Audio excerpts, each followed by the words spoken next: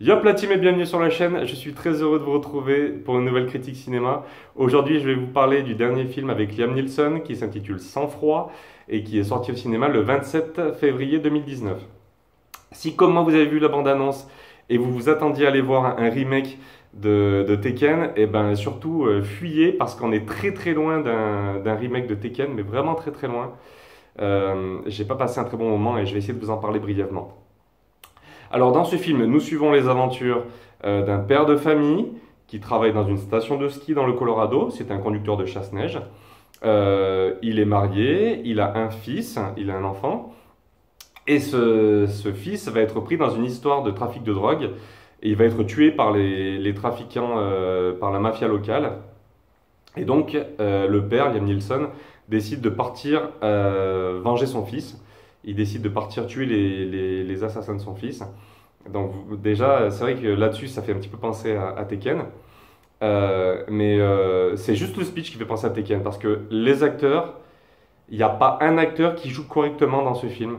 Que ce soit les gentils, que ce soit les méchants, ils sont tous mauvais.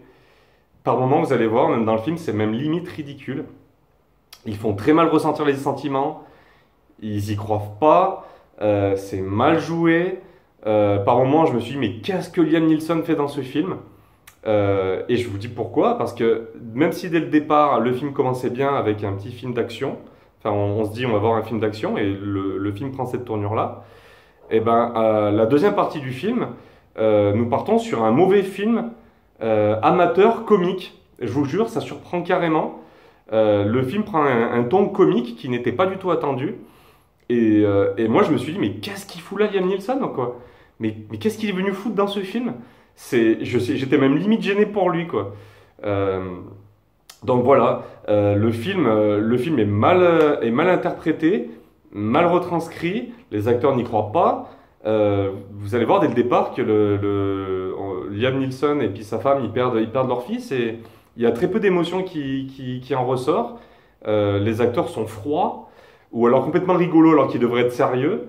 C'est très très mal interprété malheureusement. Moi, la chose la plus choquante du film, c'est le ton comique qu'il prend à partir à partir de la fin de la première heure du film. Il prend un ton comique qui n'était pas du tout attendu et qui n'est pas très agréable. Donc voilà, soyez prévenus, le film n'est pas très bien interprété. L'histoire est banale et vite ficelée finalement. Et puis elle prend une tournure comique qui n'est pas la bienvenue. Il y a également pas mal de lenteur. Moi, les gens qui sont venus avec moi voir le film, certaines se sont endormies, donc je ne vais pas les citer, mais elles se reconnaîtront. Et tout ça fait que le film n'est pas agréable à regarder. Et je ne peux que vous déconseiller ce film, malheureusement.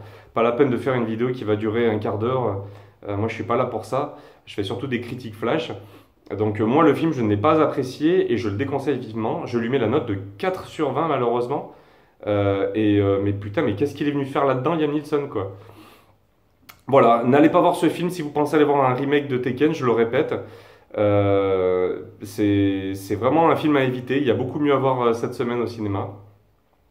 Voilà, si la critique vous a plu, bah écoutez, n'hésitez pas à laisser un petit pouce en l'air ou à commenter, ou laisser un petit commentaire. Je vais faire des vidéos critiques comme ça toute la semaine, enfin toute la semaine, toute l'année. Donc voilà, si ça vous plaît, n'hésitez pas à vous abonner. Je suis pas un professionnel, je sais que je fais des critiques en carton. Mais voilà, je fais des critiques qui n'engagent que moi, si ça vous plaît. Eh ben écoutez, je suis heureux de vous compter parmi nous. N'hésitez pas également à vous abonner ou à cliquer sur la petite cloche pour recevoir les notifications lorsque je vais sortir des nouvelles vidéos. Pour les amateurs d'automobile, la semaine prochaine, je serai au salon de l'auto. Je fais une petite aparté pour vous signaler que je ferai plusieurs vidéos sur la chaîne où je présenterai plusieurs modèles de véhicules.